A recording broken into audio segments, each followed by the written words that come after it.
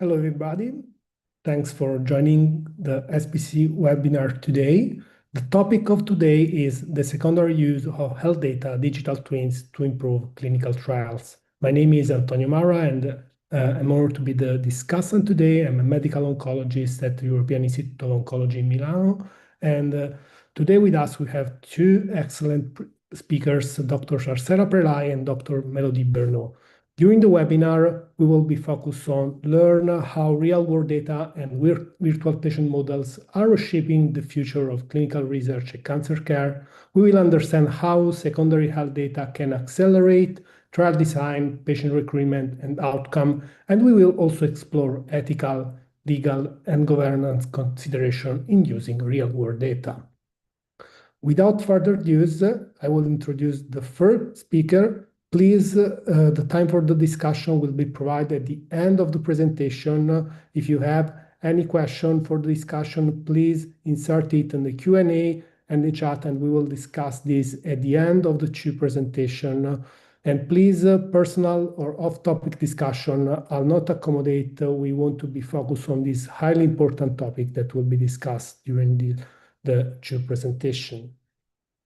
And without further ado, it's my pleasure to introduce the first speaker, Dr. Arcela Prelai. She is medical oncologist at the National Cancer Institute in Milano, and she's the president of the ISAC, that is a interdisciplinary society for artificial intelligence for cancer care. Please, Arcela.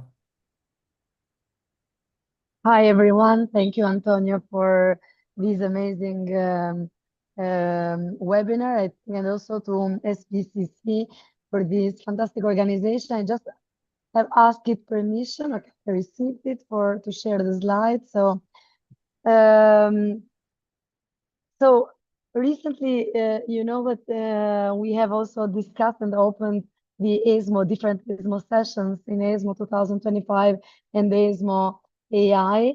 So part of my presentation will be what we have been presented this year, because I think the focus was also AI in clinical trials, and also what is the role of real world data. So these are my disclosures. So obviously that before we analyze, before we use real world data, we need to build them. And also with AI, we are trying to find a new way to build the real world data. This is why I'm presenting to you one of the, let's say, earliest biodata-driven model that we have built in Italy within a lung cancer environment, focusing on innovative therapies. This is Apollo 11, is an Italian networking, focusing on real-world data collection prospectively, but also not only real-world data, also images collection, also material collection, prospectively at different time points, also in all non-small cell and small cell lung cancer patients that received novel therapy. This why? Why? Because we need to be prompt to answer to a data query. We need to be prompt to answer to a translational query. So this is, I think this is the first step, because it's very difficult to go back and to think about one hypothesis, one protocol. We need to move forward with this. And so assuming that we are reshaping and changing the way how we are giving value to our real world data, we move to the next steps. And the next steps is, okay, we have real world data, what we can do with them. Obviously that we have different parts of using real world data within clinical trials with AI. For example, from clinical trial design, clinical digital care, patient recruitment, discovery, virtual trials. And also we have the different policymakers, right? The regulatory affairs, pharmaceutical companies, physicians, and also patients that are our policymakers for this one. So what AI can do for clinical trials? First of all, what AI can do, it's, as you can see here, there are existing tools that can help us to understand if the trial have a success. And this is SPY trial. And in this case, it's very nice because it has already demonstrated through different analyses if a phase 1, phase 2, or phase 3 trial might have a success, okay, using AI tools. Another important usage, let's say, by using, for example, our electronic health record, a large language model, is the role of AI in clinical trial matching. This works in our real-world data, in our electronic health record. This is an open source tool just published in arXiv in May, and we can use it for free and try to play and try to understand how to match the clinical trials. This is also a web platform that we have developed in our lab, and it's a simple clinical trial matching platform. And this allows us to take, as you can see here, the letter of the patient, to upload it in the systems. We have fine-tuned with our clinical trials, and we are able, extracting features from the electronic health record, they are able, this type of web platform, give us advice, which is the best trial, and also the percentage that these best trials can be suggest to the physician. However, another very important thing, especially by using real-world data, is how we can build virtual trials. And this is very focused to stakeholders such as companies and physicians. So we have this first paper published in Nature 2021, and this was done from Flatirons database. And what this type of paper did, they took the more than 65,000 patients, and they designed a prognostic score.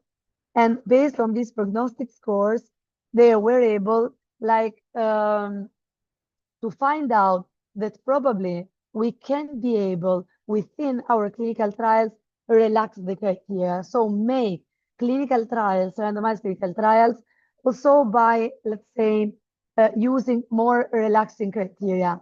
This is important because what these colleagues did is they took also real-world data population, and they ran virtually these randomized trials, and they noticed that we can mimic virtual randomized trials with the real-world data, and also foresee how a real randomized trial can work in clinical practice.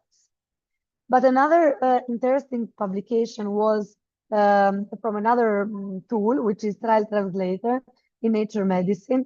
It's an open source tool. And what this colleague did was building a prognostic score, as you can see here with the data. And then they use this prognostic score to define where by using real-world data and emulating real-world data clinical trials. And they didn't randomize patients independently, but they used the prognostic scores.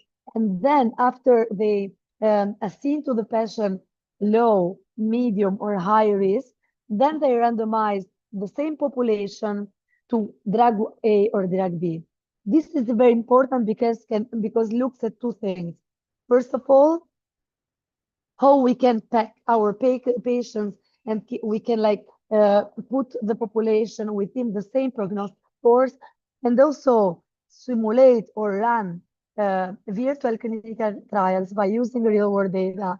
Trials that for sure probably will not be possible to be run within randomized clinical trials, such as, for example, taking non-small cell lung cancer, taking a prognostic risk of group, for example, brain metastasis, and randomize them receiving drug A immunotherapy versus drug B chemo plus immunotherapy.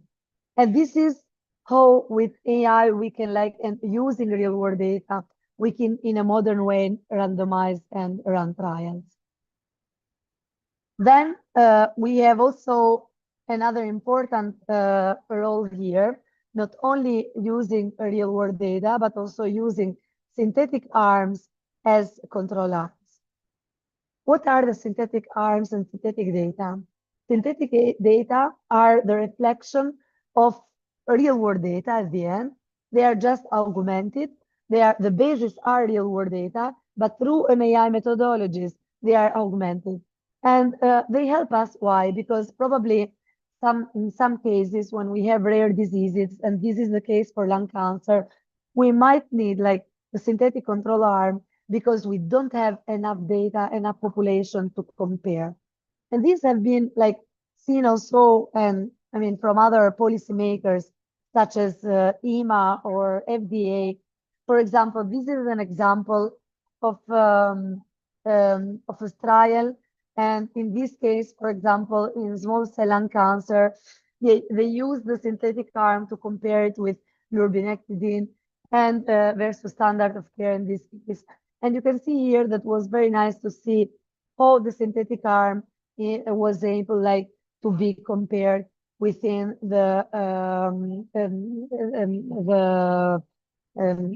experimental arm.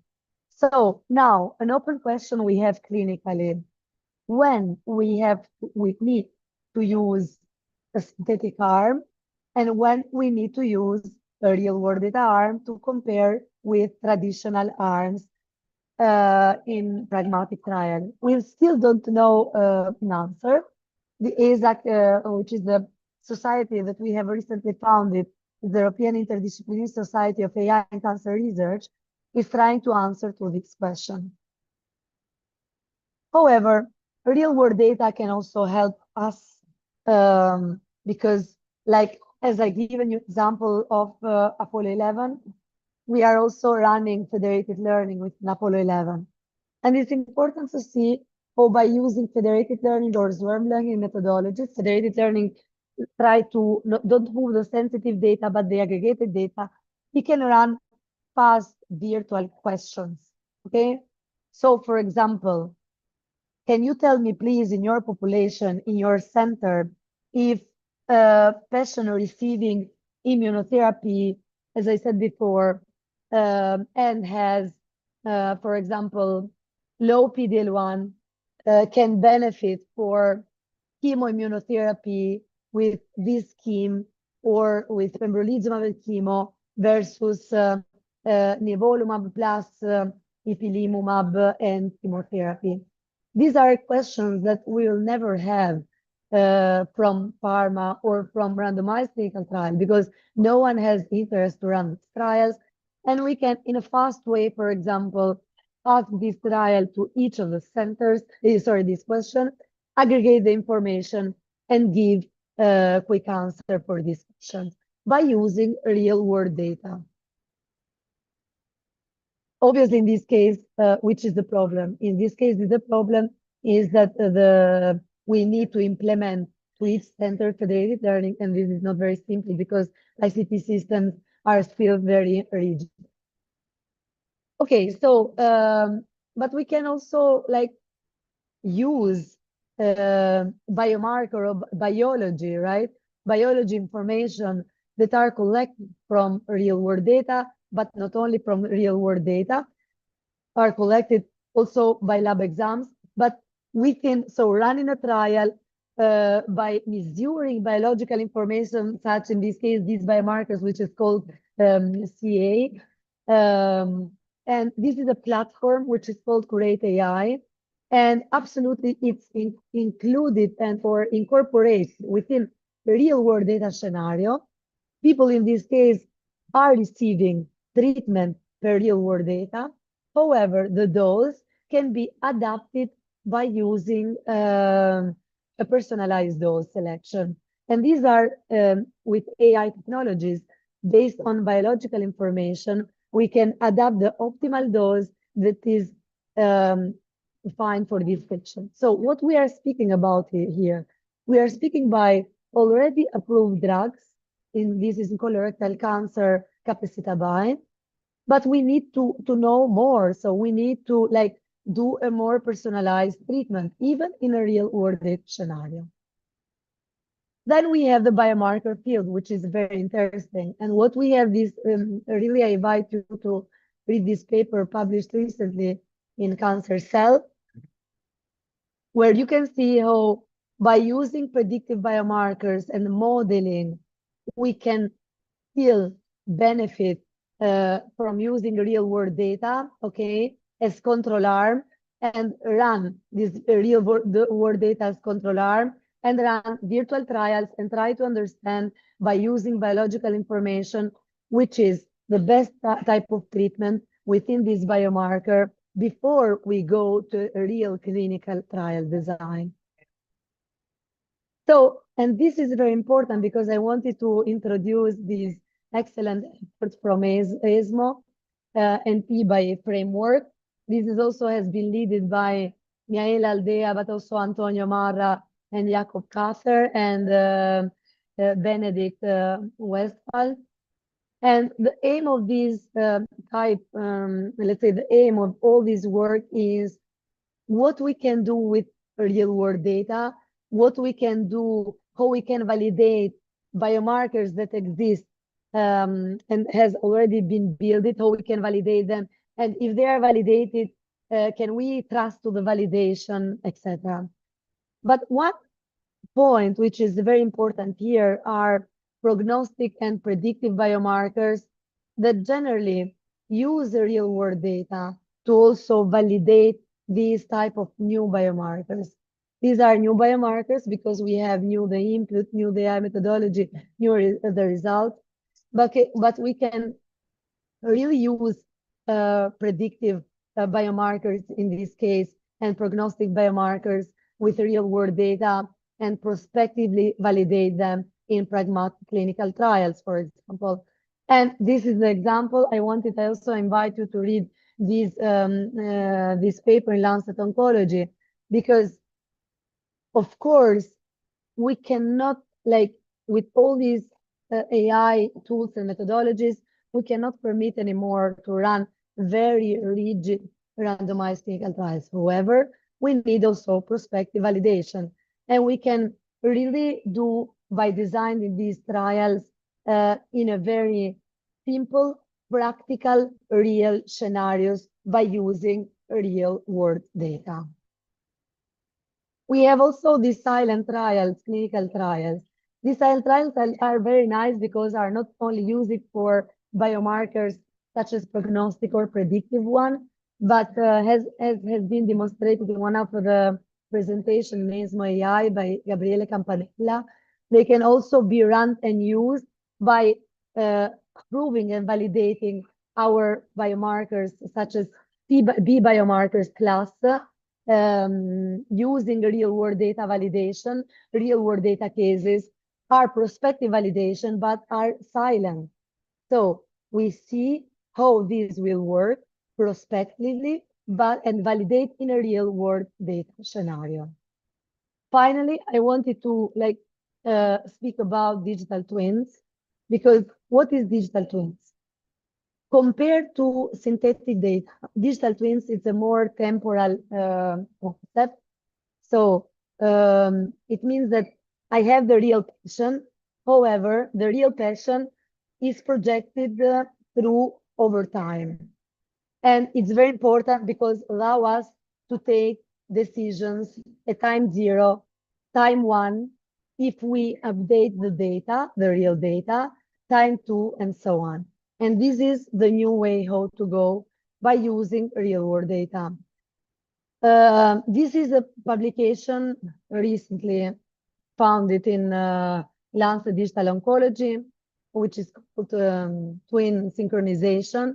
And it's very nice to see how these type of methodologies can give us also uncertainty quantifications from the digital twins.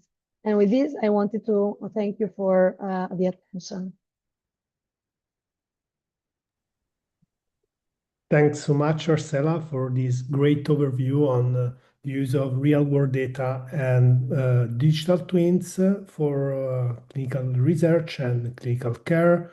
I ask you again, the participant, if you have any question to ask, please put it in the Q&A box. And with that, I want to move forward for the next presentation from Dr. Melody Bernot from European Commission. She will give us an overview of the regulatory aspects in the use of secondary health data.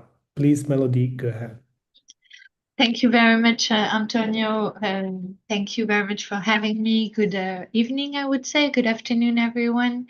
I would like indeed to talk to you about what we are doing at EU level to enable all the wonderful things that Arcela described.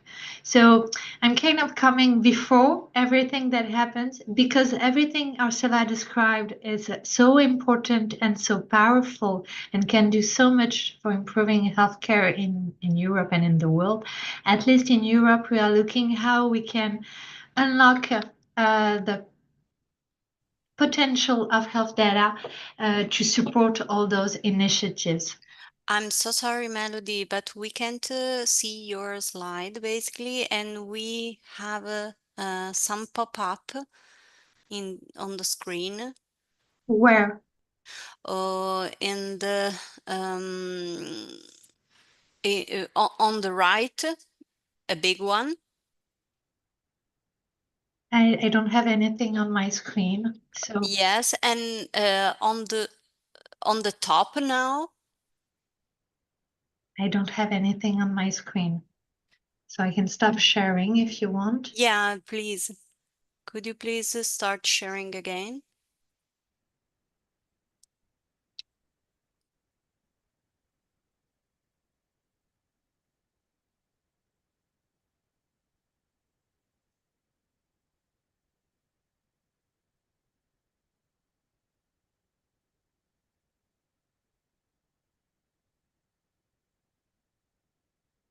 We are still waiting for your slide.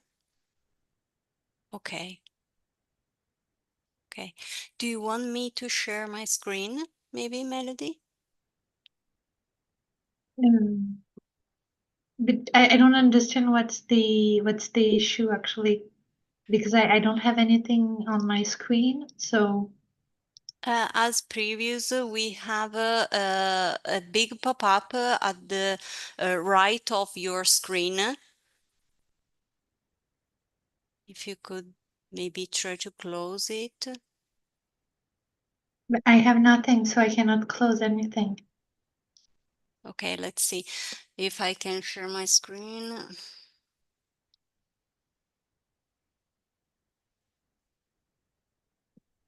I cannot see my slides on the webinar, sorry. No problem, no problem. I will share for you the presentation. Give me just 1 second and I will share for you the slide.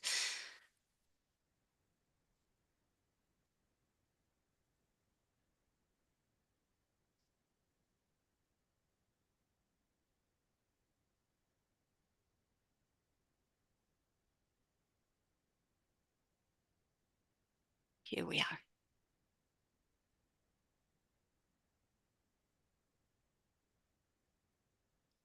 Thank you. You can just say next and I will manage for you everything. Thank you so much. Can you put them in full screen, please?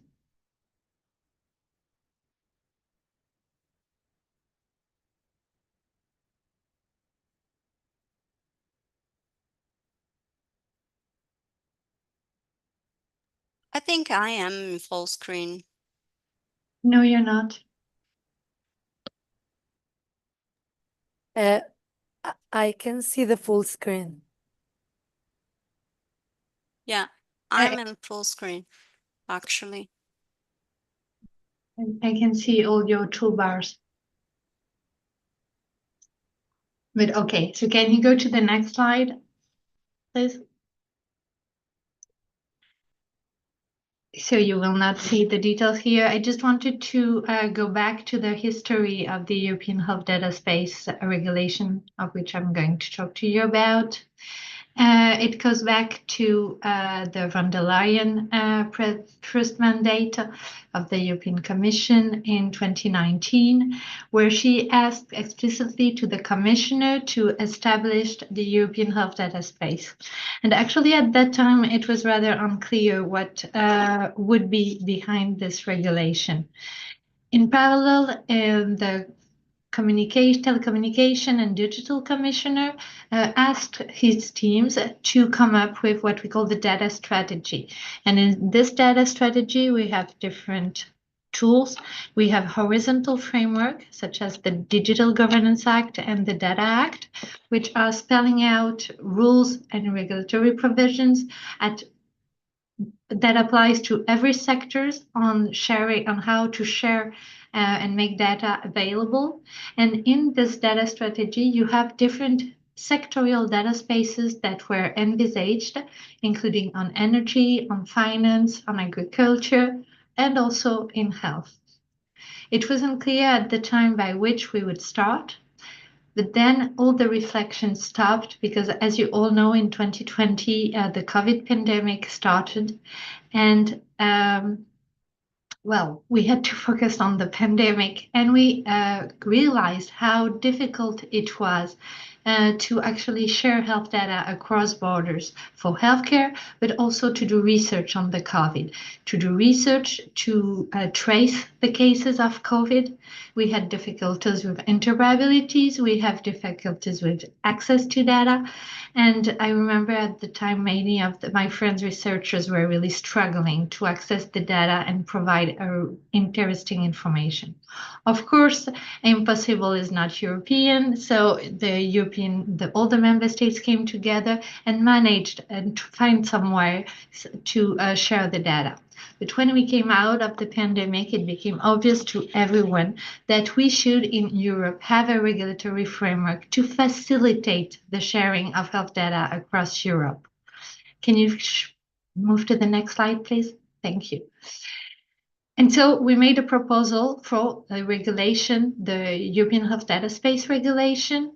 And you can see here that because all the member states were very motivated, we moved very quickly on this regulation, and it was adopted and published in the official journal in 2025. And on this slide, you can see the co-legislators signing the regulation. The next slide, please.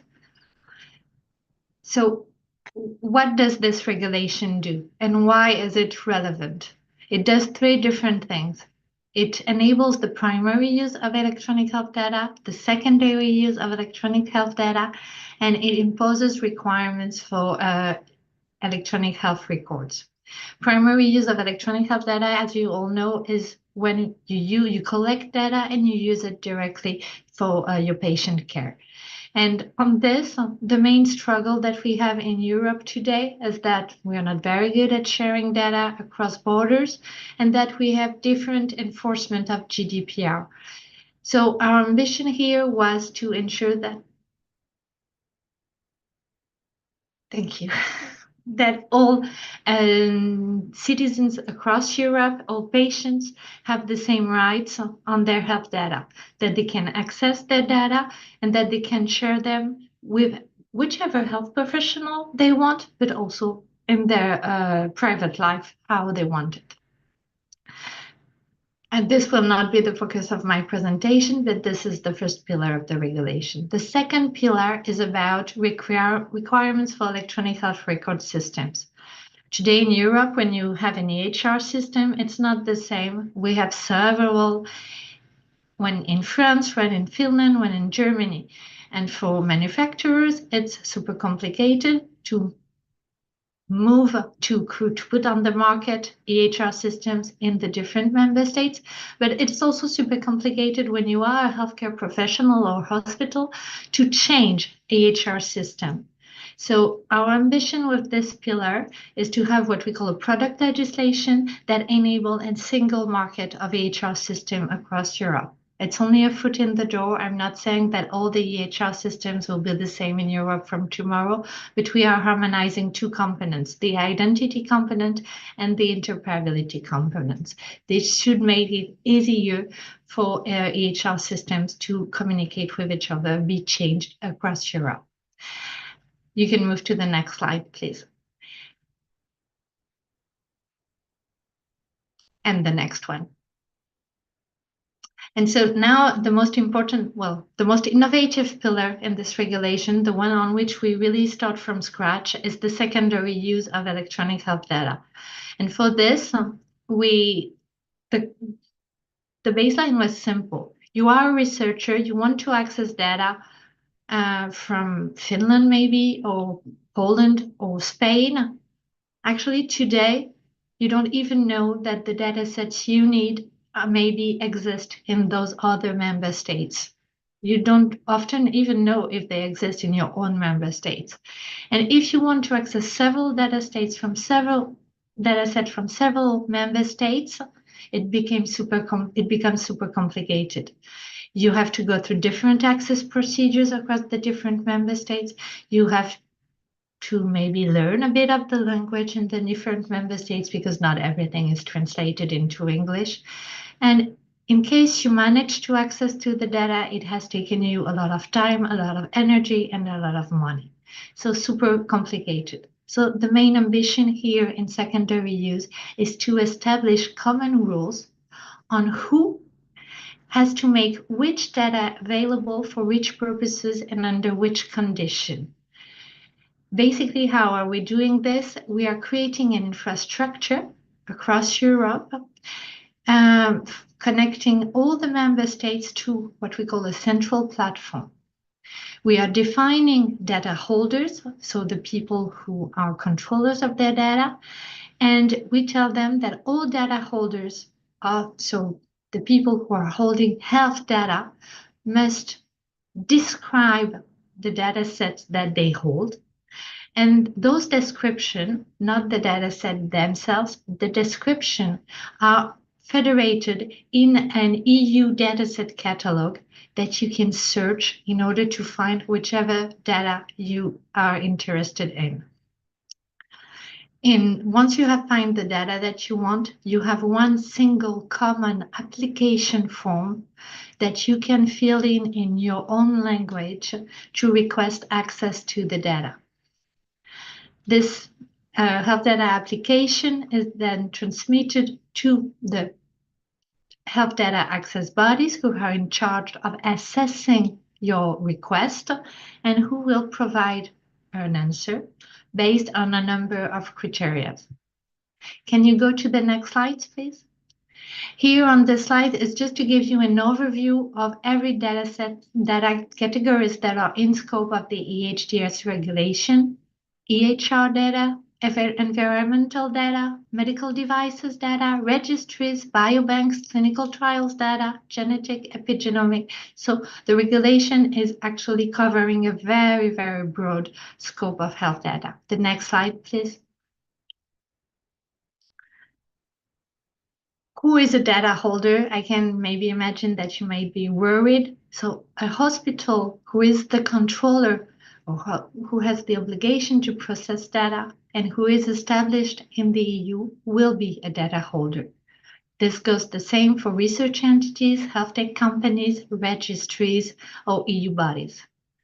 On the other hand, individual researchers, individual physicians are not considered health data holder by the regulation. However, some member states might decide that they also qualify as data holders in their own member states. So this will depend from the national implementation. The next slide, please. So once you have this system in place, what does it mean for a data user? The data user is the person who will search the catalog and who will try to access the data. Well, this means increased data discoverability because he can find and search the treasures of data sets that we have in Europe, because in Europe we're very rich in data sets. We have a lot of quality data, but often we don't know that they exist. The users will have one single gateway to find any data set and to request the access. As I said, one single application form. If the access is granted one single permit, of course, you can access that if your request is compliant with the objective of the regulation, you will be granted a permit and you will be able to access the data. But this does not come for free. You will have to pay fees. The fees that you will pay will be harmonized across Europe and they will follow transparency and ethical rules. It means that you shouldn't expect to be paying more than you need to. And what is super important in the regulation is that the data access, once it's granted, the data is supposed to come quickly.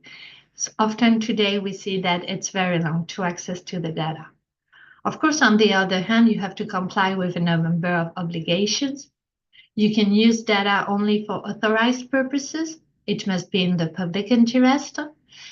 You must respect data protection principles. You must respect security and ethical standards. And when you are done with your research, you are supposed to publish the result and to say, here which data set I used, and here are the results that I had. The next slide, please. When you are a data holder, so on the other hand, you also have obligations and benefits with the regulation. Of course, the new obligation is that you will have to describe the data set that you own. That's a big obligation. And if you are publicly funded, you will have to comply with the data quality and utility label. It means that you will have to put a label on your data set to describe its quality and its utility.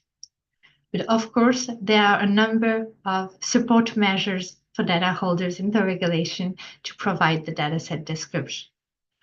If a permit is granted, you will also have to make the data available in a timely manner.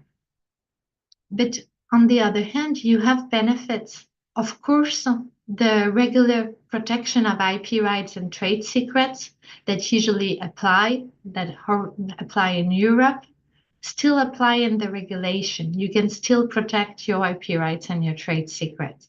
You will be able to charge fees, and you will be also able to show the beautiful curation work that you have been doing on your data. So I think it's a win-win situation here. The next slide, please. Here is a slide to look calmly when you're alone. It's the overall process of the European Health Data Space Regulation, Chapter 4, so secondary use, where you can see the data user, the central platform, the health data access bodies, the data holders, how we report to data subjects, etc. But I will not dive in this slide today. The next slide, please. So I told you we have adopted this regulation. It's a world first. In events and many conferences where I go, where WHO or the Americans or the Chinese or the Indians are present, everyone is pretty impressed by this piece of regulation. They are also wondering if we will manage to implement it. So next slide, please. The regulation was adopted political deal in 2024. It was published in the official journal in 2025. It entered into force last March, and it will have a staged application. First, the general application will come in 2 years after the entry into force in 2027. But most of the provisions will come into application 4 years after entry into force in March 2029. What does it mean? It means that in March 2029, the European dataset catalog will be available. All data holders will have had to comply with the obligation of the dataset description. And March 2029, you should be able to search for a dataset and to request access to this dataset. We have a number of provisions applying only 2 years after that in 2031, and that is for very sensitive data categories such as genomics data and omics data, for which we are taking a bit more time to apply the provisions. Next slide, please. So we need to get ready for this implementation, and in order to do so, we need to build the technical infrastructure, we need to deploy the IT services, we need to establish the governance, and we need to draft and adopt the implementing act. And this is a big piece of work because we have 23 empowerments. The implementing act will basically spell out the technical specifications and the detail to operationalize the regulation. Next slide, please. So we have 3 years left 2.5 years, to shape this regulation, to operationalize, to fine-tune the details, the technical specifications, the dataset description, how much detail do we want in this dataset description, and you can contribute to shaping this. How? First, we have what we call a joint action. It's basically a project involving all the member states who are providing best practice, guidance, and technical specifications for the regulation. And all the output of their work is going into public consultation. For example, right now, until the end of the week, you have a public consultation ongoing on the technical specifications of the secure processing environment, but also on the implementation of the opt-out provisions in the regulation. So this is a first this consultation is entirely public, and you can access it on the TEDx2 website. For all the implementing acts that we will be adopting, we will also have a 4-week public consultation. For example, you can expect next week the launch of the first public consultation on an implementing act, and that will be on the European Health Data Space Board. So how the member states cooperate together around this regulation. Next slide, please. And the last way you can contribute and have your voice heard, it's by testing the central platform. We are developing the EU dataset catalog. We are developing the interface. We are in release 5, release 6 is coming in January. We have a testing environment, a testing website where you can go and you can have a look and you can set feedback. It's entirely public and you have the link on this slide. So please have a look and tell us, if you are a researcher, for example, how do you find the interface? Is it user-friendly? Is it too complicated? Share your feedback. Next slide, please.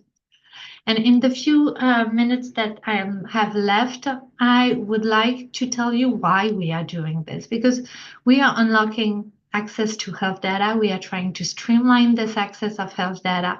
And I'd like to show you the different initiatives that we are now shaping in the European Commission and that builds on this European Health Data Space Regulation. Next slide, please. And so the first thing is the Apply AI strategy. Maybe you heard of it. We have adopted the AI Act. We adopted the European Health Data Space. So we have unlocked the access to data and we have the rules on how to use AI. The Apply AI strategy is providing promoting the development of the deployment of AI solutions. We talk a lot about AI. We have a lot of pilot projects, we have a lot of research, but we are lagging behind when we want to deploy it, when we want everyone to be able to benefit from it. So with this Apply AI strategy, we are trying to do exactly that. And we have horizontal enablers. Next slide, please. 3 vectors of actions, which focus on the governance of AI in Europe, but also the different actions, such as support measures, such as computing capabilities, skills, and a lot of tools in the Apply AI strategy to support this deployment. And we also have sectorial flagships across 12 domains. And the first domain in this Apply AI strategy is healthcare, because of course, we believe that AI can benefit patients and health professionals. It can help health professionals gain more time with the patient, but it has to be done correctly and ethically. Next slide, please. And 2 other important actions that we are shaping after the European Health Data Space is, and that will be announced at the end of December in a health package. First, the cardiovascular health plan.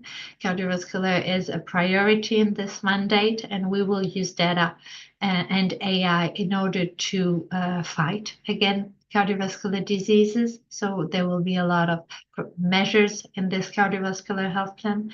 And similarly, for biotech, we will use data and AI built on the European Health Data Space to unlock the potential of the biotech in Europe.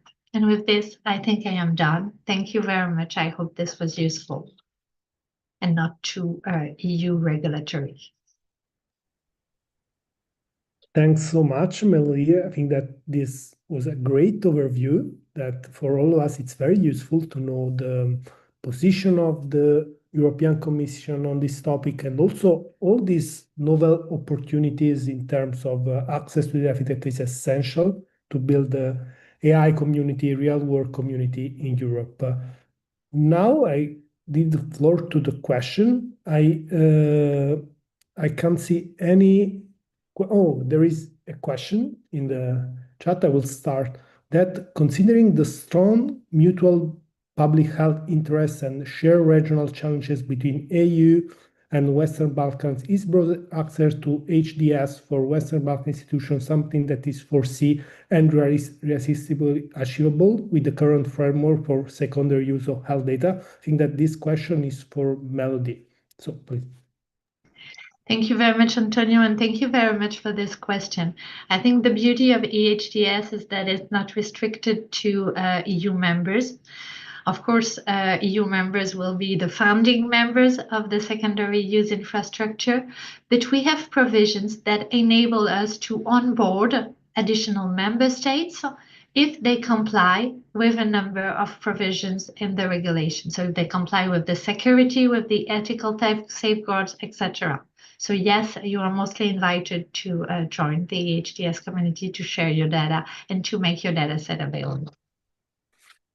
Okay, perfect. Please, if there is any other question, please put it in the Q&A box.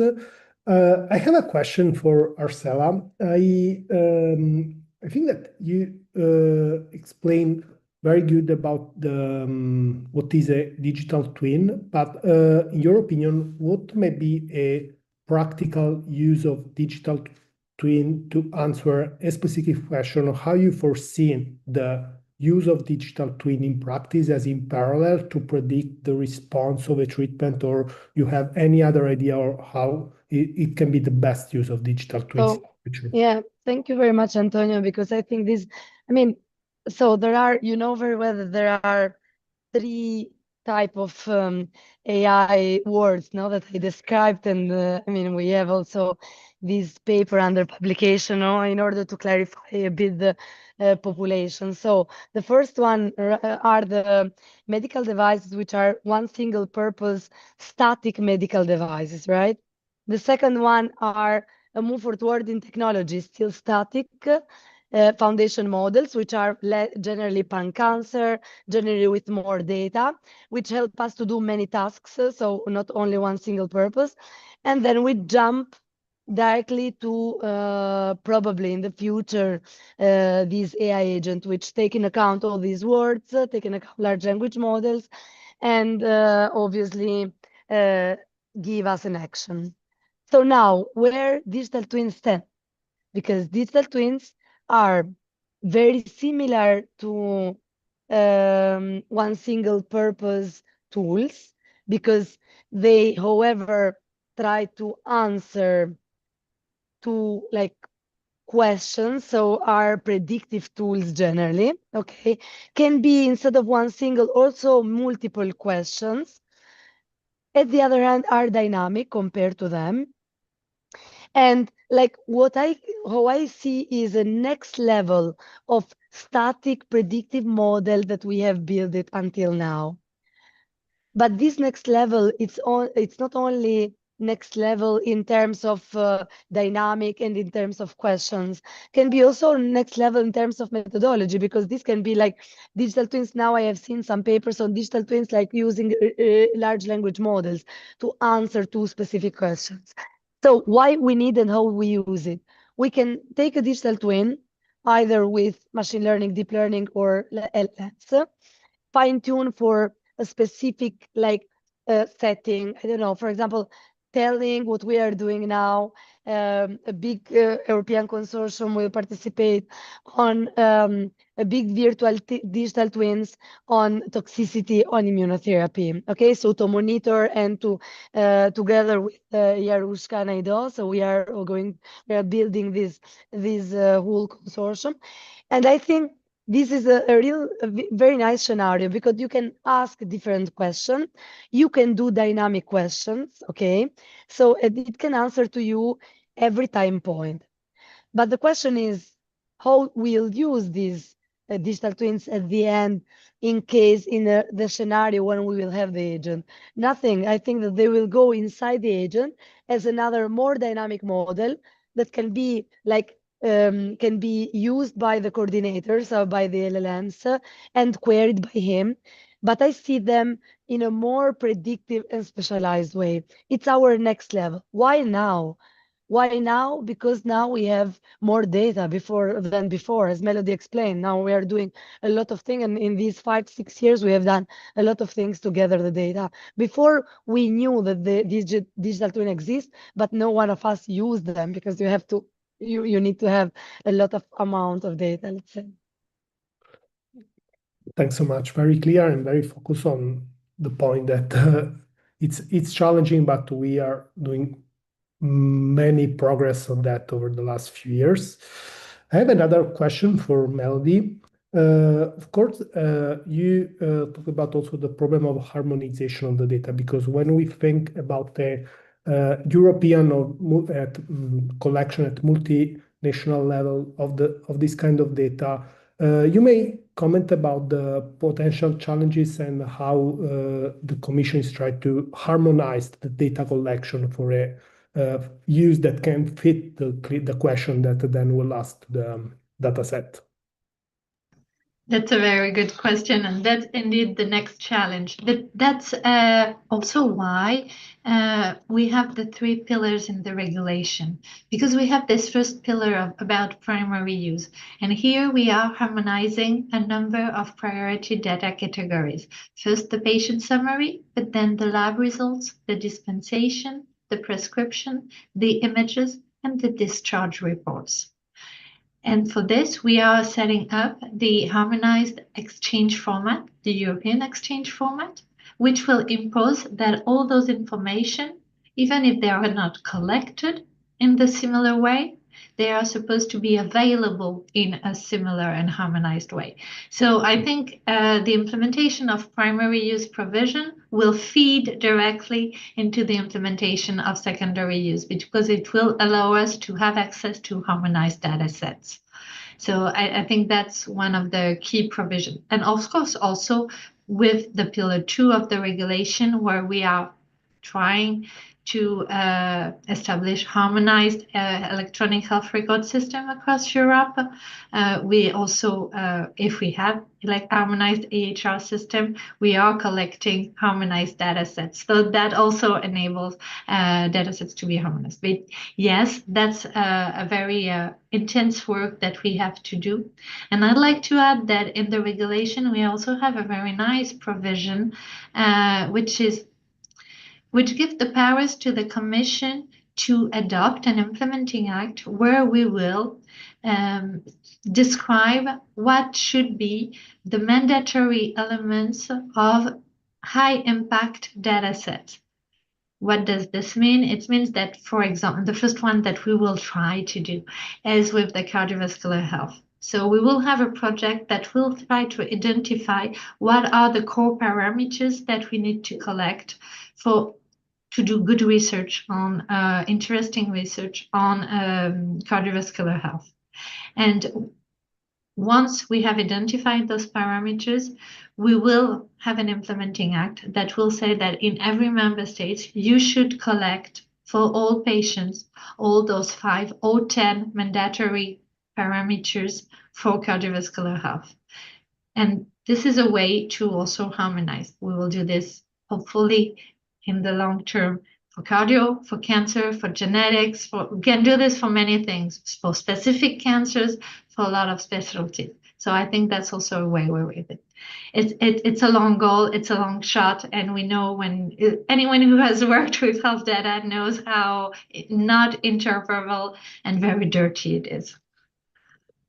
Thanks so much for the great overview again, and Eh, that is essential. And thanks so much for the work that you and the team are doing. Antonio, sorry to interrupt. I have a very curiosity for Melody, if it's possible. So, if I may, if there is any other Yes, question. very short, we can. Very short. So very short. It's very important to me to understand which is the plan in general for rules for data extraction, because we know that now we are running, right, by hopefully using directly LLMs for, let's say, data extraction. Do we foresee a heterogeneous way, or how we will establish this? I mean, for the high data impact quality at the end, because we cannot have ground truth for everything, I think, right? Sorry, I was muted. No, I think Ursula, this is an open topic on which we need to discuss and to move forward. We have no I have no concrete answers yet to that. Okay, so I think that, thank you very much. I think that this has to be taken in suggestion, because to my opinion, it might be a bit risky somehow if we don't standardize also the data extraction, or at least some already qualified, fine-tuned tools, maybe that can be very good for cardiologists in one way, but we can have some other more fine-tuned LLMs for oncology in the other way. So I think this has to be a bit immediately. And if you from the European Commission needs any help from the ESAC, which is the European in cancer case, together with Antonio and other friends such Jacob Catherine, the other, which we developed this society. I think it's very important also to define some rules for this. Thank you very much. Thanks so much, Ursula. I think that we can get to the end of the webinar, and I will thank again Ursula and Melody for the excellent presentation and stimulating discussion. For the participant, you can proceed to the CMA accreditation and test by clicking on the button at the end of the webinar. And with that, I want to remind you the next SPCC webinar that will take place live on December 4th. The topic will be anti-HER2 therapies from biological mechanism to toxicity management. The discussant will be Dr. Alexandre Enu from Switzerland, with expert and very good speakers. So I will invite you to join this very interesting webinar next week. With that, I'll thank you all for participating in this webinar. And if you have any question afterwards, please reach out to us. Thanks, and have a good rest of the day. Thank you. Bye. Thank you, Antonio. Thank you to everyone.